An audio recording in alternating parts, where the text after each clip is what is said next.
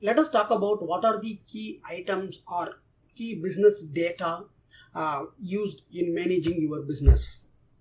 Okay. Typically, right, any business will have a product. Say, example, you are starting business because you want to sell some product, or if you are in consulting business, you want to sell your service, right? So you will have a product. Say, example, if you are starting, home appliance business, you want to sell refrigerator, micro oven, or washing machine, right? So those are the products. Once you have a products ready, what you will do, you want to go and market your product, right? You will go and create some campaign.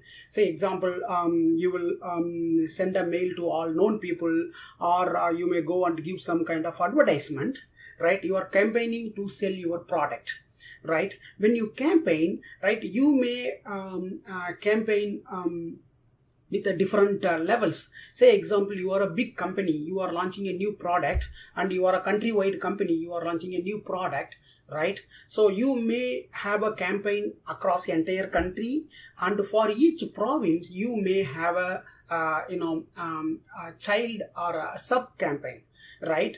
So someone from your management can look at the top campaign and say, oh, okay, each province campaigns has brought us this many customers, which is this much in revenue. So can I look at the countrywide revenue, right?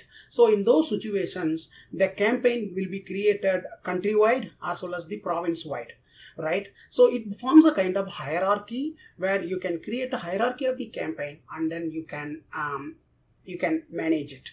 So we got the product and we are selling the product. Now we created a campaign, and the campaign, based on the campaign or through our referral or reference, right, we are going to get some potential customers, right?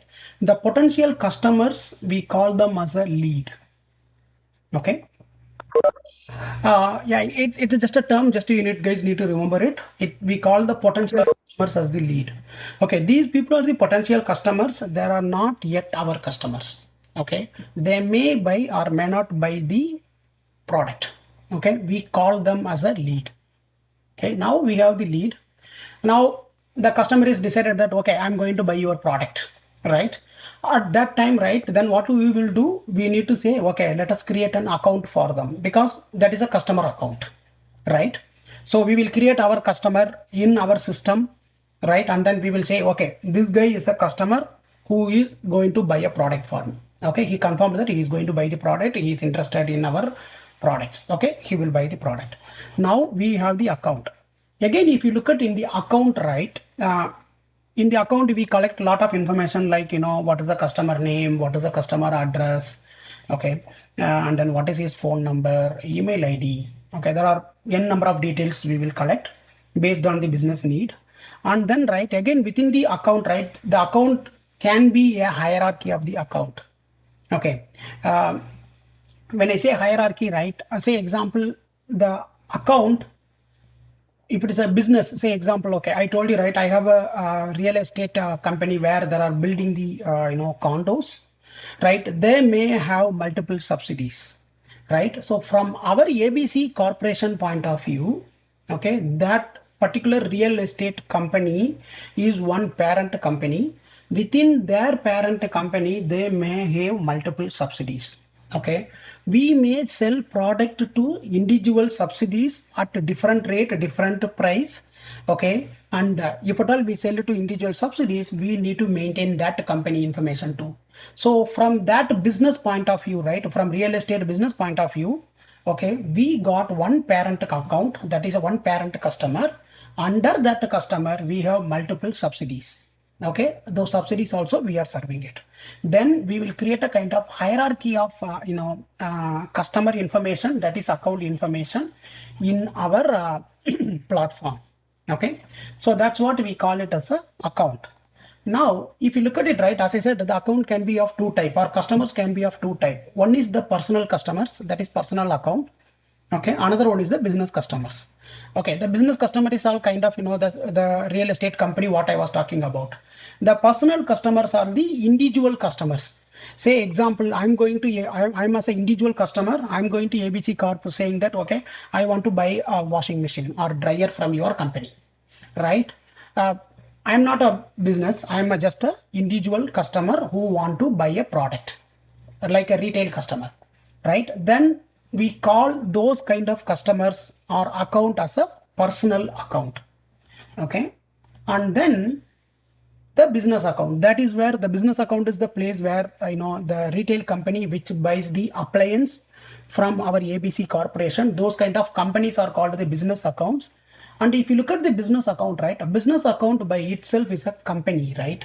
So to whom you will contact in the company, right? In case of personal, it is very easy. I know there is a only one person, he will have one email ID, one contact information, one location where I can go and contact him, or I can call that phone number and contact him. But if you look at the business accounts or business customers, right, they may have multiple people who will be point of contact for our ABC incorporation, right? So we will have the multiple contacts.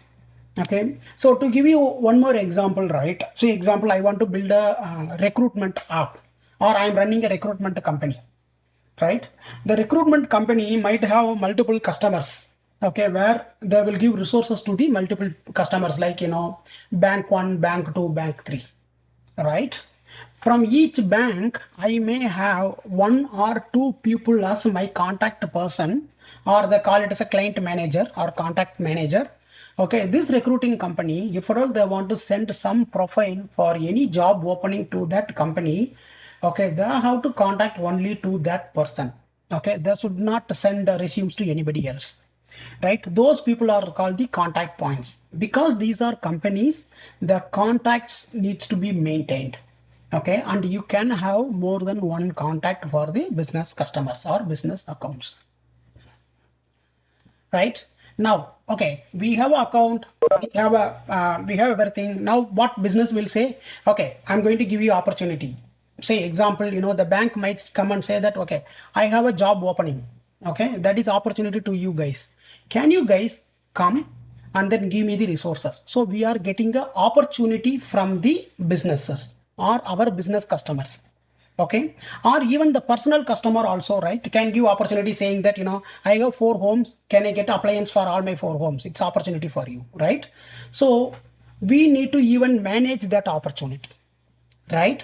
Because the opportunity, whenever we have an opportunity, again the opportunity may turn into selling product or may not, right? So we need to get an opportunity. Once we get an opportunity, say example, in case of recruitment, we send resumes.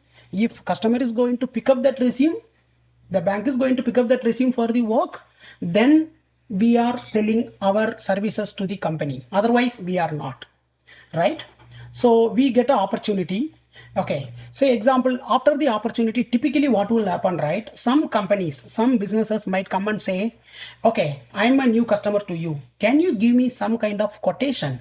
Okay, because you are selling this product, okay, and you are also trying to expand your business, can you give me some quotation? So that, right, the quotation can be customized for each business or each customers, and the quotation can be sent to them, and the customer side, they will review the quotation. If the people are the business customers, right, one person cannot take a decision. They will have some kind of board or executives to go through the quotation, and then they will say final approval, right? So we need to manage the quotations for our customers. Once we give the quotation, right, what will happen? Okay, if everything goes through fine, business customers may come and say, okay, let us sign the contract, right? They will sign the contract. Once the signing of contract is done, then the products are given to them. In case of personal customers, if personal customer accepts that, okay, I'm going to sell your product, we are done. There is no need of contract most of the time in personal customers case, and directly we can sell the product, right? In case of business, most of the business may expect the contract saying that for next 2 years, okay, ABC Appliance Corporation is going to send all the appliances to my business. That is a kind of contract what we create, right?